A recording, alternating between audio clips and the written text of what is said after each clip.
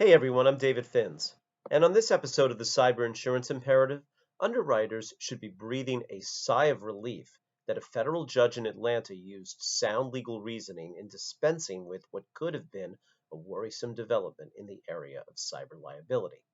In that case, the court dismissed a complaint filed by the owners of a gas station and convenience store against the operators of one of the largest gas pipelines in North America, following a disruption to fuel shipments due to a ransomware attack on the pipeline company's network in May of 2021. The complaint, which had sought class status on behalf of other retailers, alleged negligence by the pipeline in the maintenance of its computer system, leaving it vulnerable to the cyber attack, which resulted in fuel shortages and a sharp decrease in sales. The pipeline company argued that it owed no duty to continually provide service to the retailer, and further contended that even if a duty were owed, the retailer could not make out a claim of negligence because its losses were strictly economic in nature.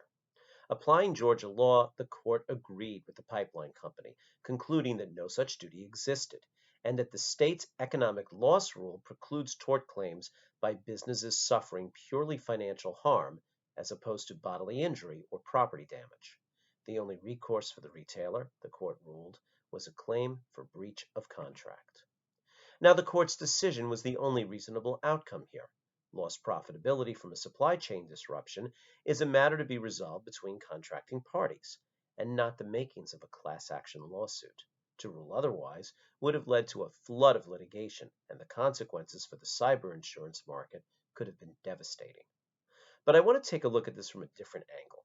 This ruling was welcome news for the pipeline company, but not so much for the retailers who saw business fall off when the pumps ran dry.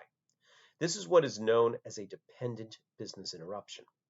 And you need to look at your cyber insurance policy very closely to know whether a loss of this sort would be covered. See, lots of policies say they cover the lost income and extra expense a business suffers when one of its vendors goes offline.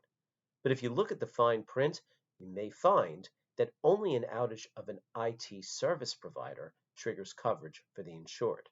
So in the case of our gas station plaintiff, that might have covered the payment card processor at the pump or register.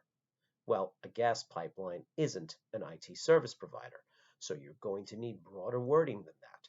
It's important for coverage to apply to losses which you suffer due to an outage at any vendor which provides goods or services to your business pursuant to a contract. Now, please note, this is intended as general information and guidance, and you'll want to consult with a qualified insurance broker about your specific coverage needs. If you'd like a copy of my white paper detailing coverage typically available in the market, you can DM me on LinkedIn or email me at david.finz@alliant.com. Helping you make the most of your cyber insurance coverage is just one more way that Alliant helps you find the more rewarding way to manage risk. Thanks for watching.